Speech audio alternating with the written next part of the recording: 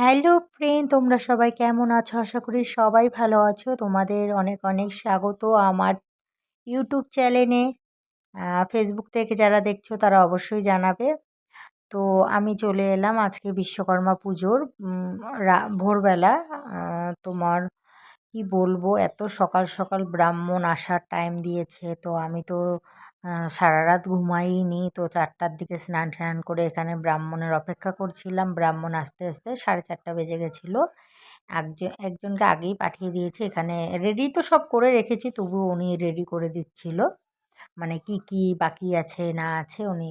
আর এদিকে তো আমার প্রচণ্ড প্রচণ্ড ঘুম পাচ্ছিল, তো কি করব, করার তো কোনো নেই, করতেই হবে। তো ব্রাহ্মণ পুরোহিত মশাই চলে এসেছে, দেখো এখানে পূজা কিন্তু স্টার্ট হয়ে গেছে। যেহেতু আজকে ভোরবেলার থেকে প্রচুর পরিমাণে বৃষ্টি হচ্ছে, সেই কারণে কিন্তু আমি শব্দ হচ্ছিল দেখে আমি ভয়েসটা এখন দিচ্ছি আবার নতুন করে। তো তোমরা কে কে বিশ্বকর্মা পুজো করছো অবশ্যই জানাবে।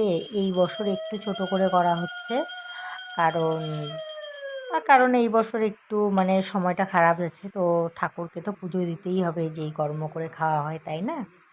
তো তোমরা কে কে পুজো করছো অবশ্যই জানাবে। এদিকে যজ্ঞ হবে এখন, তো যজ্ঞ করা হচ্ছে। তোমরা একটু দেখো তোমাদের বাড়িতে কার কার কখন কোন টাইমে পুজো হয়। আমাদের আগের বছরও ঠিক মানে 4টা কি 4:30 এরকম টাইমে আগেরবারও এসেছে, এবারও পুজো করতে করতে আমাদের কিন্তু 4:30 এসেছিলো, পুজো করতে করতে 5:30 বেজে গেছে।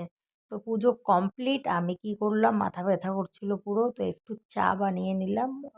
চাটা বানিয়ে, আর তোমরা বলতেই পারো শাড়ি কেন পরনি, এত রাত্রে স্নান করেছি না বন্ধুরা, আর শাড়ি টাড়ি পরিনি, নতুন নাইটি পরে নিয়েছিলাম। তো ভিডিওটা যদি ভালো লাগে অবশ্যই যারা আমার ভিডিওটা নতুন দেখছো তারা অবশ্যই সাবস্ক্রাইব করে আমার পাশে